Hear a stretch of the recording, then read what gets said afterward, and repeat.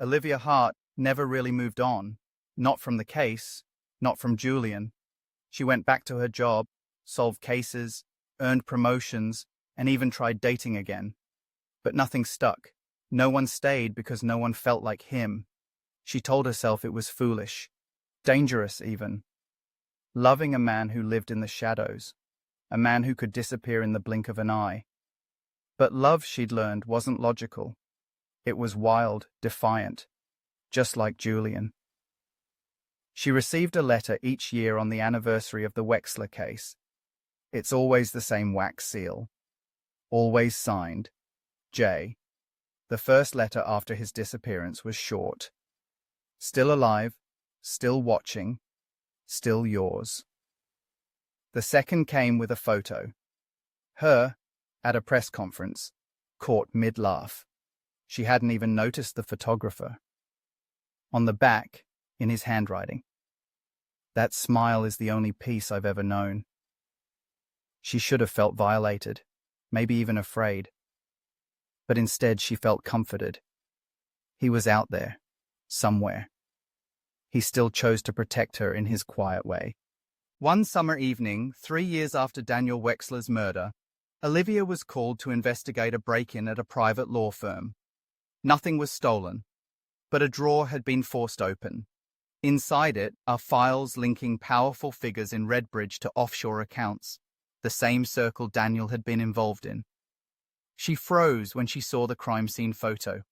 On the edge of the drawer sat a familiar mark, a faint imprint in red wax. A rose. Julian had been here. He wasn't just watching her anymore. He was working, cleaning up the town in the only way he knew how, from the shadows.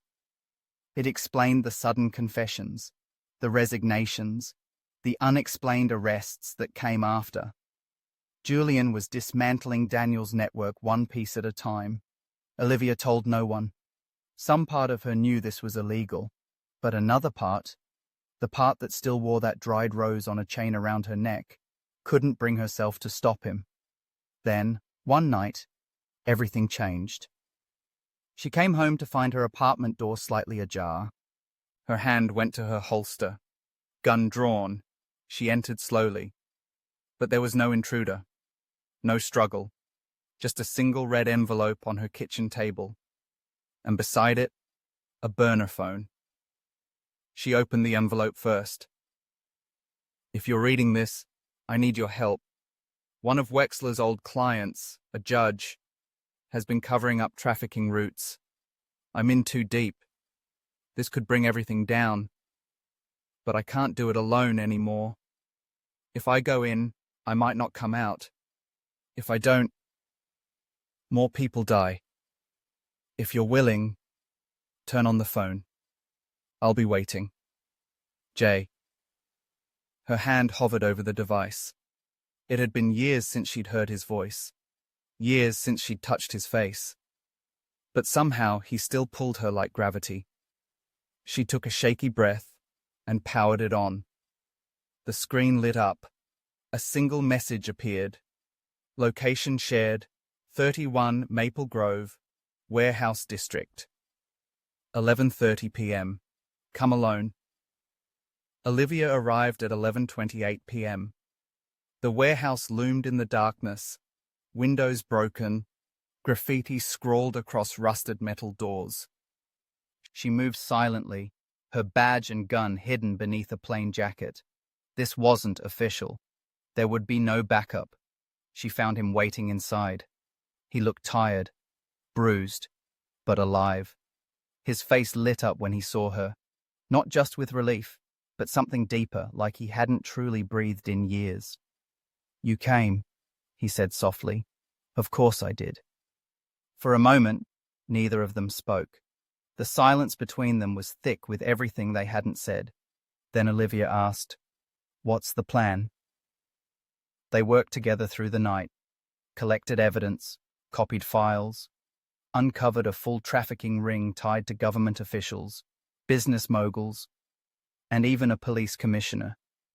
It was bigger than either of them had imagined. Before they parted ways again, Julian handed her a flash drive. Release it only if I disappear for good. She frowned. You think they'll come after you? I know they will, and they'll come hard. He stepped closer. This isn't your war, Liv. Her jaw clenched. It became mine when I let you walk away the first time. They stood there for a long moment. Then he kissed her, fierce, desperate, like a man kissing someone he wasn't sure he'd ever see again. When they broke apart, he whispered, I love you. I always did. I know, she said. I just didn't know if it was enough. It still can be. And then he was gone again. The next morning, the warehouse burned to the ground. There were no bodies, no arrests, no news coverage, just smoke and silence.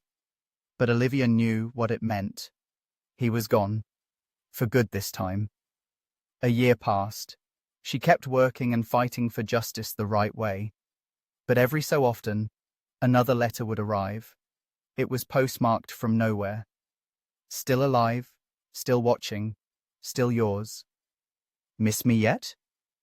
You once told me ghosts belong beside us. I'm trying to be more than that.